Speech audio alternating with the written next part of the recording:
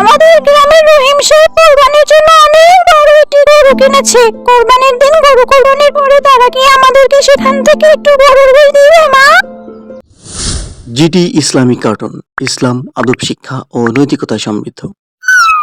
এক দেশে আব্দুল্লাহ নামে এক ছেলে বসবাস করত। তার বাবা ছিল অনেক ধনী। তার বাবার নাম রহিম সাহেব। তিনি ছিলেন একজন ভালো এবং নামাজি মানুষ। সেই গ্রামে বাস করত আমাতুল্লাহ নামে একটি মেয়ে। সে এবং তার মা ছাড়া পরিবারে আর কেউ ছিল না। ছোটবেলায় তার বাবা মারা যায়। তারা ছিল অনেক গরিব। তারা একবেলা খেতে পারত তো দুবেলা খেতে পারত না। আর কদিন পরেই কুরবানির ঈদ। আমাতুল্লাহ তার মাকে বলল,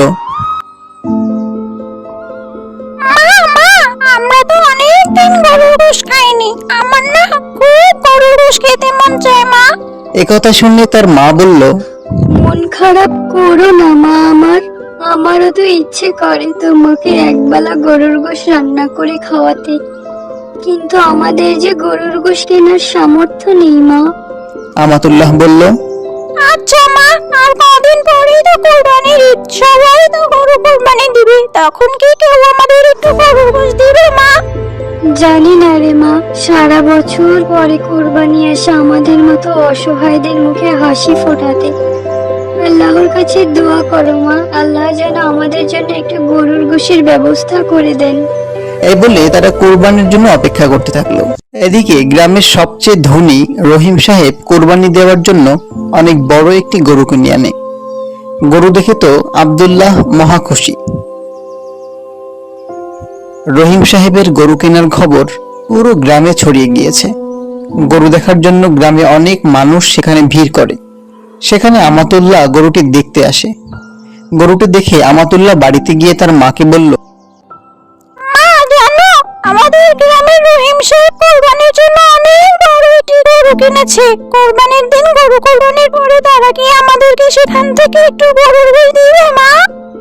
মা বলল, জানি না রে মা, এভাবে আফসোস করো না। আল্লাহ যদি আমাদের রিজিকে লিখে রাখে তাহলে অবশ্যই আমরা খেতে পারবো। মা ও মেয়ে যখন ঘরে বসে এসব কথা বলছিল, তখন রহিম সাহেব ও তার ছেলে আব্দুল্লাহ মসজিদ থেকে নামাজ পড়ে আসছিল। তারা মা ও মেয়ের এসব কথা শুনে ফেলল। তাদের সাথে ছিল তাদের পোষা পাখি টুনি। টুনি বলল, আহারে, ওদের কি কষ্ট। ওরা মনে হয় অনেকদিন গরুর গোশত খেতে পায় না। টুনির কথা শুনে আব্দুল্লাহ বলল, তুমি ঠিক বলেছ টুনি। কোরবানির ঈদের দিনে আমরা তাদের বাসায় গোশত নিয়ে যাব। আব্দুল্লাহের বাবা বলল, হ্যাঁ বাবা, আমরা অবশ্যই তাদের বাসায় কোরবানির গোশত নিয়ে যাব, কেননা এটি আমাদের দায়িত্ব। তা না হলে আল্লাহ যে আমাদের উপর অনেক বেজার হবে। এই বলে তারা তাদের বাড়িতে চলে গেল। কুরবানির ঈদের 2 দিন আগে আমাতুল্লাহ ভীষণ অসুস্থ হয়ে পড়ল। সে তার মাকে ডেকে বলল, মা, আমি মনে হয় আর বাঁচবো না। আমার মনে হয় আর কোরবানির গোশত খাওয়া হবে না মা।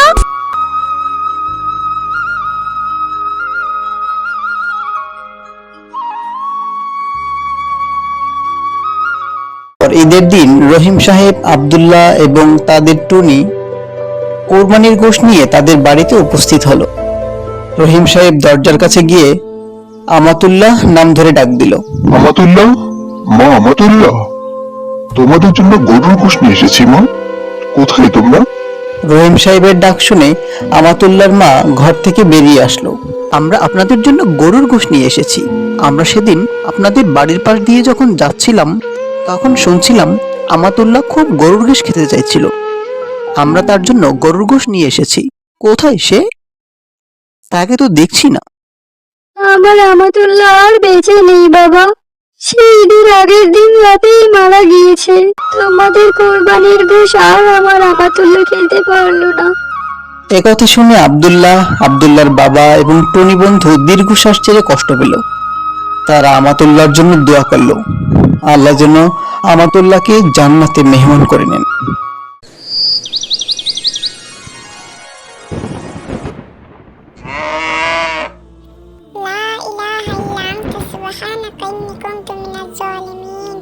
দেখেছিস আপু, কি জোরে জোরে হাত ডাক দিচ্ছে আকাশে। না জানি এবার কোরবানিতে কতই না বর্ষা হয়। তুই ঠিক বলেছিস ইয়ামিন। এবার যে কি হবে, আর কিছুদিন বাদেই তো কোরবানির ঈদ। এখনই যদি এত বর্ষা হয় তাহলে না জানি পশুদের কতই না কষ্ট হবে এবং মানুষ কিভাবে কোরবানি দিবে। আপু চল চল ঘরে যাই, এক্ষুনি ঝমঝম করে বৃষ্টি নামবে। তাড়াতাড়ি ঘরে চল, মা না হলে বকবে। তুই ঠিক বলেছিস ইয়ামিন, চল আমরা এখন ঘরে যাই।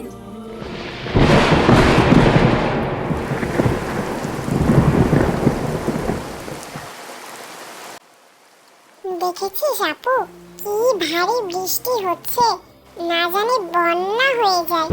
কে জানে এবার কোরবানি যে কি হবে। আর আমাদেরও তো গরু কেনা শেষ। এখন এই বন্যা হতে থাকলে এই গরু তো ভিজে ভিজে অসুস্থ হয়ে যাবে। আমাদের তো রাখারও কোনো জায়গা নেই রে। তুই ঠিক বলেছিস ইয়ামিন, কি যে হবে। আল্লাহর কাছে দোয়া কর যেন খুব দ্রুত এই বর্ষা শেষ হয়ে যায়, না হলে কোরবানিদের দিন যে কি হবে। ইয়ামিন, হুমায়রা, কি করছো তোমরা? এই তো বাবা, তেমন কিছুই নয়। আমাদের কোরবানির গরুটির জন্য খুব চিন্তা হচ্ছে। যেমন ভাবে বৃষ্টি শুরু হয়েছে, না জানি কোরবানির আগে গরু অসুস্থ না হয়ে পড়ে।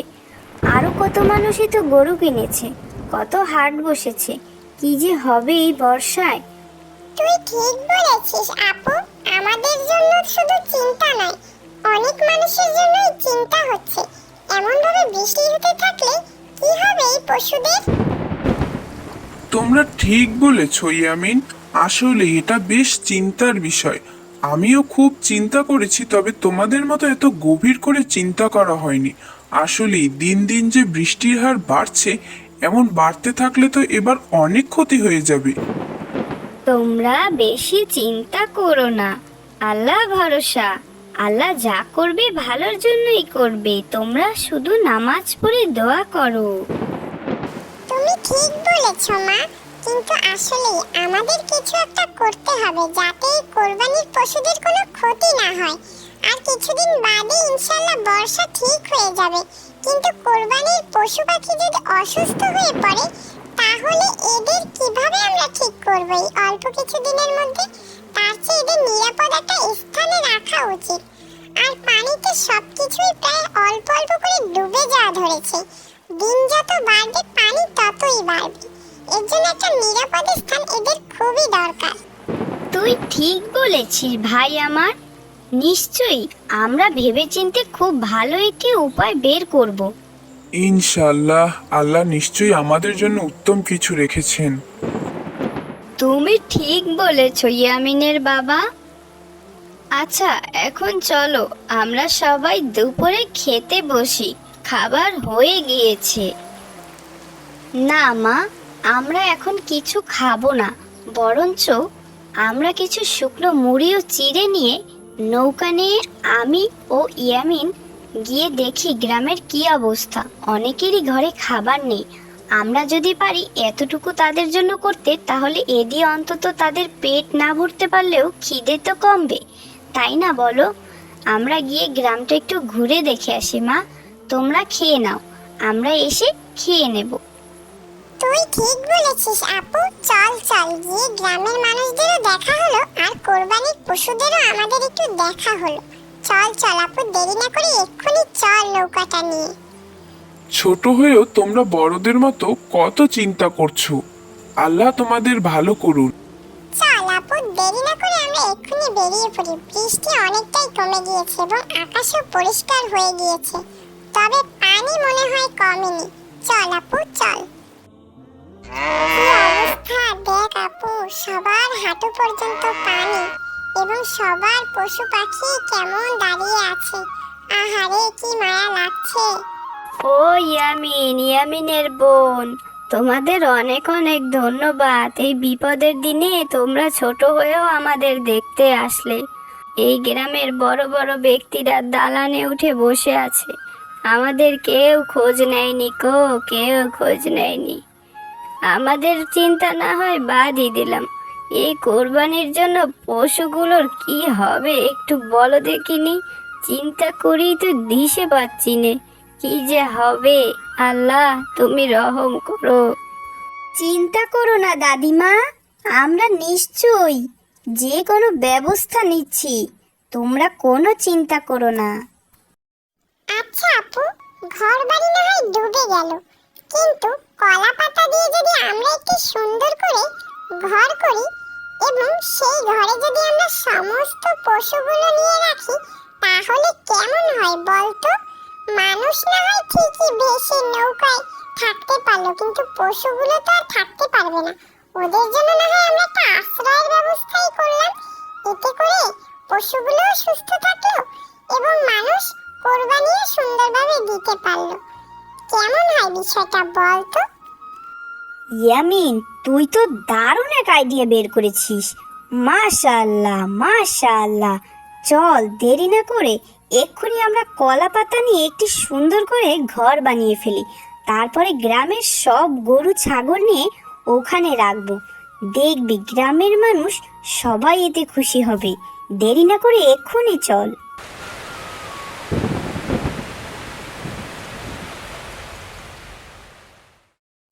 মাশাআল্লাহ, ঘরটা বেশ সুন্দরই হয়েছে। আমারই তো থাকতে মন চাইছে আপু, কি করি বলতো? মজা করিস না ইয়ামিন, খুব ভালো একটি আইডিয়া বের করেছিস তুই। এতে অনেক পশুদের প্রাণ বেঁচে যাবে। তাড়াতাড়ি দেরি না করে এক্ষুনি চল, গ্রামের মানুষদের সকল গরু ছাগল এনে আমরা এখানে জমা করি।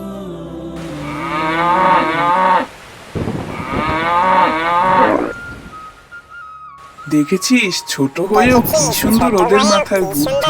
আল্লাহ ওদের ভালো ঠিক করুন, আল্লাহ বলেছিস, ওদের ঠিক ভালো করুন। বলেছিস, তোরা একেবারেই ঠিক বলেছিস।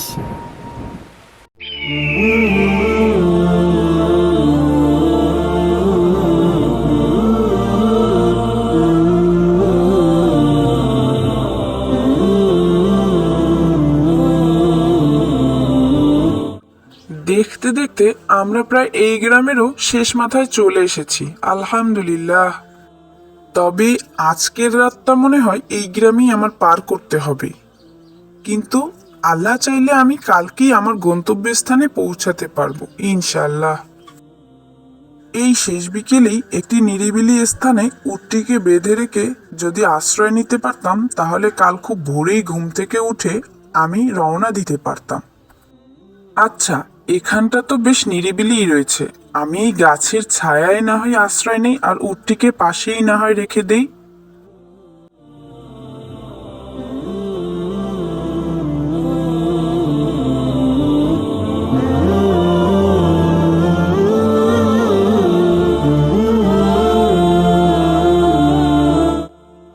ইয়া আল্লাহ, এ আমার কি সর্বনাশ হলো!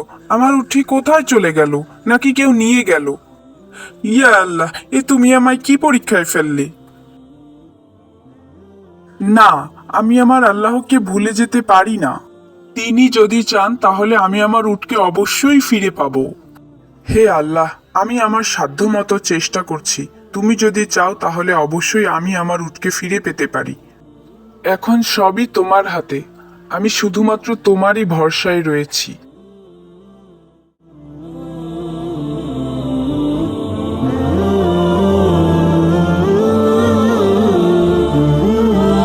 হে আল্লাহ, আমি জানি তুমি আমাকে নিরাশ করবে না। তুমি অবশ্যই আমাকে সাহায্য করবে, এবং তা খুব দ্রুতই। এটা আমার বিশ্বাস। আরে, এই তো আমার উট। আলহামদুলিল্লাহ। ইয়া আল্লাহ, তোমার কাছে কি বলে আমি শুকরিয়া আদায় করব? আরে ভাই, এটি তোমার উট? আমি এই উটটি অনেক দূরে ঘুরে বেড়াতে দেখলাম। আমার মনে হলো এটা কারো উট হারিয়ে গিয়েছে, তাই সাথে নিয়ে ঘুরছিলাম। যদি কারো দেখা পাই তো ভালোই হলো। তোমার দেখা আমি পেয়ে গেলাম ভাই, আল্লাহর কাছে অশেষ শুকরিয়া। আল্লাহ তোমাকে এর উত্তম প্রতিদান দিন ভাই। তোমাকে অনেক অনেক শুকরিয়া ভাই। আল্লাহ, তুমি কতই না দয়ালু। তুমি কখনোই কাউকে নিরাশ করো না যদি কেউ তোমার উপর ভরসা করে। যে আল্লাহর উপর ভরসা করে তার জন্য আল্লাহই যথেষ্ট। তুমি আবারও তা প্রমাণ করে দিলে আল্লাহ।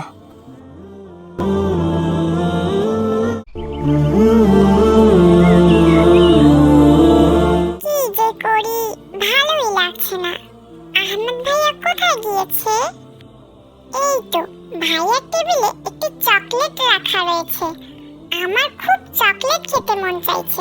ভাইয়া চকলেট খেলে কি হবে? আমি একটু খাই তো। এখানে তো কেউ আর আমাকে দেখছে না, তাই না? তাহলে খেলে সমস্যা কোথায়? দ্রুত যে আমি চকলেটটি এক্ষুনি গপাগপ খেয়ে ফেলি। ইয়ামিন, তুমি কি চকলেট চুরি করেছো? না, মানে আমি আসলে চুরি করিনি। আমি তো শুধুমাত্র একটু ভাইয়েরটা নিয়েছিলাম। এটা তো আর কেউ দেখেনি, কিন্তু তুমি কিভাবে জানলে?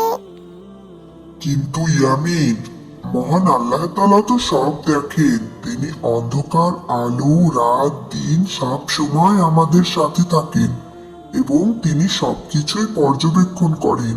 তা কি তুমি ভুলে গিয়েছো? আমার ভুল হয়ে গিয়েছে বাচ্চা গাছ বন্ধু, তুমি আমাকে ক্ষমা করে দাও। আমি তো ভালো ছেলে হতে চাই। এ কি ইয়ামিন, তুমি এখানে একা একা দাঁড়িয়ে কি করছো? কিছু করছি না। আসলে ভাইয়া হয়েছে কি, আমি না তোমার কাছে না জিজ্ঞাসা করে তোমার টেবিলে রাখা চকলেটটি খেয়ে ফেলেছি। আমি সত্যিই দুঃখিত। আল্লাহ তাআলা আমাকে দেখছিলেন। ইয়ামিন, তুমি যে নিজের ভুল বুঝতে পেরে সত্যিটা বলছো, এটা অনেক বড় একটি সাহসের কাজ। আল্লাহ সৎ মানুষকে ভালোবাসেন। আজ থেকে আমি প্রতিজ্ঞা করলাম যে আমি সব সময় সৎ পথে থাকব, কারণ আমি জানি আল্লাহ তাআলা সবকিছু দেখেন এবং সবকিছুই শোনেন। তিনি সবকিছুই পর্যবেক্ষণ করেন।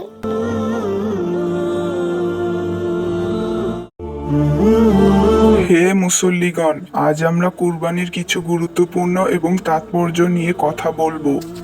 মহান আল্লাহ তাআলা কুরআনে বলেছেন, সূরা হজে বলা হয়েছে, তাদের গোশত এবং রক্ত কোনো কিছুই আল্লাহর কাছে পৌঁছায় না, পৌঁছায় তাকওয়া। কুরবানি শুধুই পশু জবাই করার মধ্যে নয়, এটি একটি আল্লাহর পরীক্ষা, ত্যাগের এক অনন্য নিদর্শন। আর তোমরা জেনে রাখো, নিজের সব থেকে পছন্দের জিনিসকে কোরবানি দেওয়াই আল্লাহ সব থেকে বেশি পছন্দ করেন।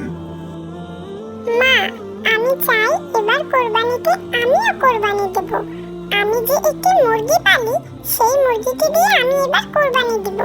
আমি চাই আল্লাহ তাআলা আমার উপর অনেক খুশি হন, কারণ আমাদের ইমাম সাহেব বলেছেন যে যে তার নিজের পছন্দের জিনিসকে কোরবানি দেবে, আল্লাহ তাকে সবথেকে বেশি ভালোবাসেন। আমিও আল্লাহর ভালোবাসা পেতে চাই মা। মাশাআল্লাহ ইয়ামিন, তুমি তো অনেক ছোট, কিন্তু তোমার চিন্তা ভাবনা আসলেই অনেক বড়। তুমি নিজের পছন্দের মুরগিকে আল্লাহর জন্য ত্যাগ করতে চেয়েছো, আল্লাহর উদ্দেশ্যে কোরবানি দিতে চেয়েছো। আল্লাহ তো এমন মন মানসিকতাই ভালোবাসেন। আল্লাহ সব থেকে বেশি পছন্দ করে যখন কেউ তার জন্য নিজের পছন্দের জিনিসকে ত্যাগ করে। বাবা ইয়ামিন, আল্লাহ তোমাকে অনেক বড় করুন এবং তোমার এই নিয়ত কবুল করুক। আমিন।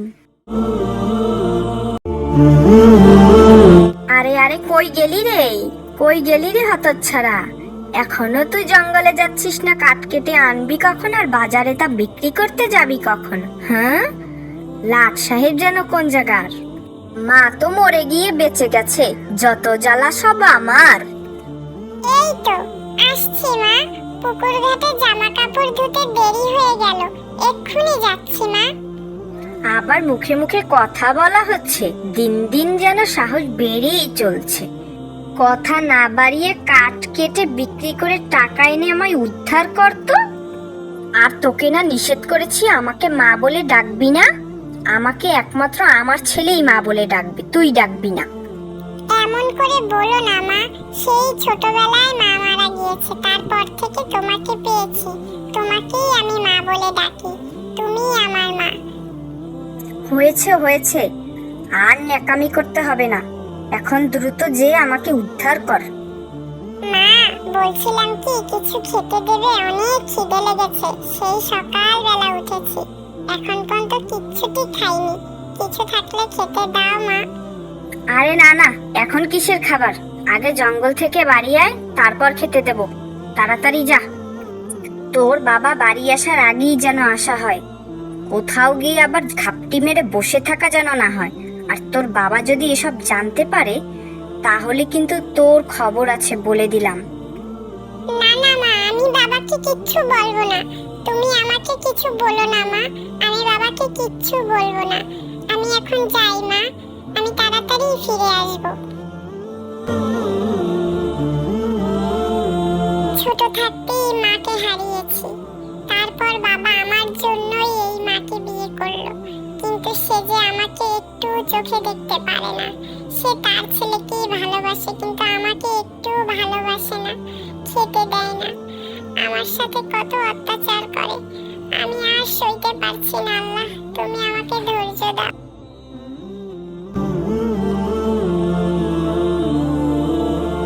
ও ভাই, তুমি কোথায় যাচ্ছ ভাই?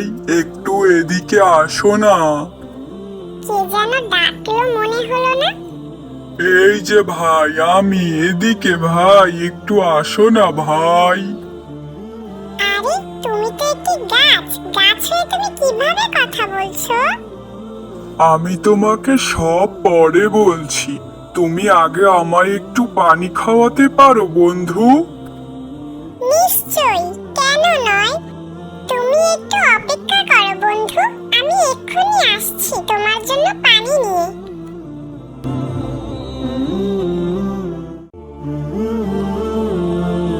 এই তো এখানে একটি পুকুর আছে, এখান থেকে আমি দেখি আমার গাছ বন্ধুর জন্য একটু পানি নিয়ে যাই।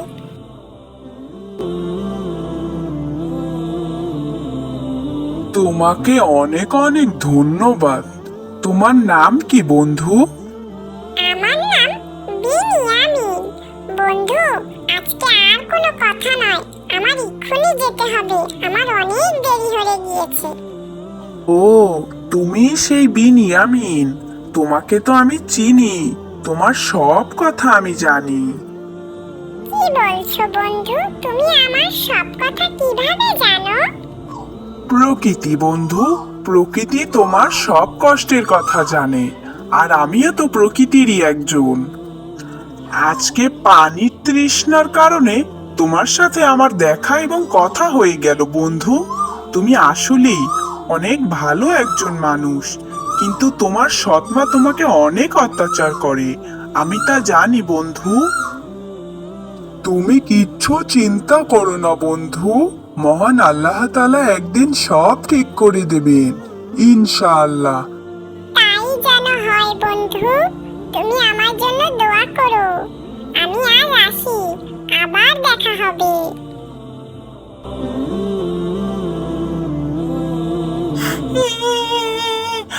সাপ তো আমাকে এক্ষুনি খেয়ে ফেলবে, কি হবে আমার এখন? কে বাঁচাবে আমাকে? আরে ওই দূরে ইউসুফ দাঁড়িয়ে আছে না, ও কাঁদছে কেন? আরে আরে ইউসুফ, তুমি ভয় পেও না, আমি চলে এসেছি, চুপচাপ দাঁড়িয়ে থাকো। আউযু বিল্লাহি মিনাশ শাইতানির রাজিম, বিসমিল্লাহির রহমানির রহিম। আউযু বিল্লাহি মিনাশ শাইতানির রাজিম, বিসমিল্লাহির রহমানির রহিম। আজকে তুমি ছিলে বলে বেঁচে গেলাম ভাইয়া, তোমাকে অনেক অনেক ধন্যবাদ। সবই আল্লাহ তাআলার ইচ্ছা ইউসুফ, তুমি ভয় পেও না, চলো এখন আমরা বাড়ি যাই।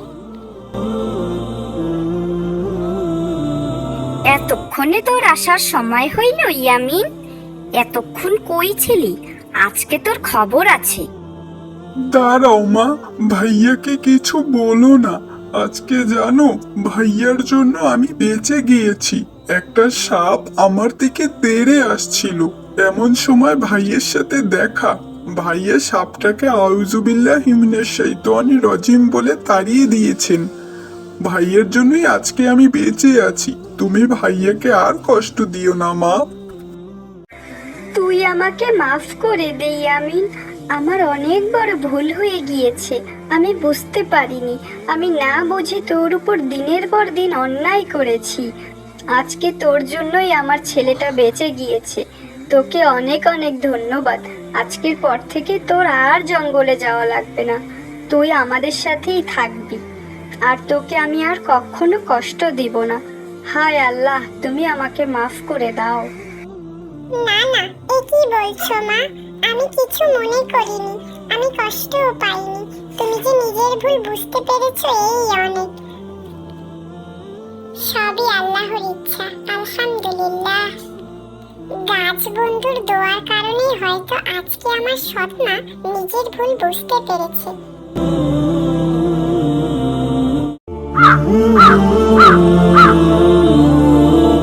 হেই ইয়ামিন, দেখো ওই যে ঝালমুড়ি চাচা ঝালমুড়ি বিক্রি করছে, চলো আমরা ঝালমুড়ি খাই। হ্যাঁ রুকাইয়া, তুমি ঠিকই বলেছো, চলো আমরা দুজনে মিলে আজকে ঝালমুড়ি খাই। আসসালামু আলাইকুম বাচ্চারা, কি খাবে তোমরা? তোমাদের কি ঝালমুড়ি দেবো? হ্যাঁ চাচা, আমাদেরকে 10 টাকার 10 টাকার 2টি ঝালমুড়ি দিন। আজকে বেশ মজা করে ঝালমুড়ি খাবো, কি বলো রুকাইয়া? হ্যাঁ হ্যাঁ, ঠিকই বলেছ, তোমাদেরকে আজ মজা করে ঝালমুড়ি আমি মাখিয়ে দেব। আজকে খেলে সারা জীবন মনে থাকবে। ভাইয়া, আপু, আমাকে কিছু খেতে দিবে? আমি আজকে সারা দিন না খাওয়া, আমি খুবই ক্ষুধার্ত, আমার পেটে অনেক ক্ষুধা। আরে না না, তুমি যাও তো, এখন আমাদের খাবারের মধ্যে বাগড়া দিতে এসো না তো। তুমি কি আজকে সত্যি সারাদিন না খাওয়া? তোমার নাম কি বাবু? আমার নাম আবু সাইম। আমার বাবা একজন রিক্সা চালক। তিনি আজ 2 দিন অসুস্থ থাকায় ঘরে কোনো খাবার নেই।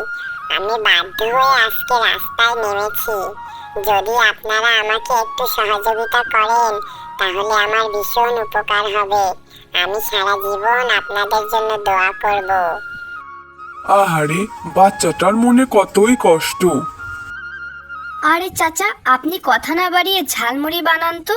এইসব গরিব ফকিন্নি যে কোথা থেকে আসে, এদের কাজই হচ্ছে এইসব। ছি ছি রুকাইয়া, এভাবে বলতে নেই কাউকে। তুমি তো শুনলেই, তার বাবা একজন রিক্সা চালক। তিনি প্রতিদিন ইনকাম করে বাসায় খাবার জোগাতো। আজকে সে অসুস্থ থাকায় তার বাচ্চা আজকে রাস্তায় নেমেছে।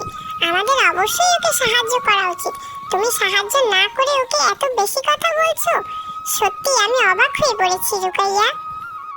মানুষকে ঠকিয়ে টাকা মেরে খাওয়ার ধান্দা এগুলো ইয়ামিন, তুমি কি তা বুঝতে পারছো না? রাসূল সাল্লাল্লাহু আলাইহি সাল্লাম বলেছেন, যে ব্যক্তি আল্লাহর জন্য কোনো মুসলিমের দুঃখ দূর করবে, আল্লাহ তাআলা স্বয়ং তার দুঃখ আখিরাত এবং দুনিয়া থেকে দূর করে দিবেন। শোনো রুকাইয়া, সহিহ বুখারী শরীফে বলা হয়েছে, যে ব্যক্তি অন্যের উপকারে লিপ্ত থাকবে, মহান আল্লাহ তাআলা তার উপকার করবে। আমি আমার ভুল বুঝতে পেরেছি ঝালমুড়ি চাচা এবং ইয়ামিন, আমি সত্যিই দুঃখিত, আমাকে ক্ষমা করে দাও ভাই। আর চাচা, আপনি আমাদেরকে আরো একটু ঝালমুড়ি বাড়িয়ে দিন, আমি আপনাকে আরো একটু টাকা বাড়িয়ে দিব। আরে না না, আজকে আমি তোমাদের একজনের কাছ থেকেও একটি ঝালমুড়ির টাকাও নেব না, কারণ আজকে আমি তোমাদের বিবেক বুদ্ধি দেখে সত্যি আনন্দিত এবং তোমাদের উৎসাহিত করতে আমি আজকে কোনো টাকাই নেব না। তোমরা এই অল্প বয়সেও যে মানুষকে সহযোগিতা করা শিখে গিয়েছো, এটাই অনেক। আল্লাহ তোমাদের উত্তম পুরস্কার দান করুক।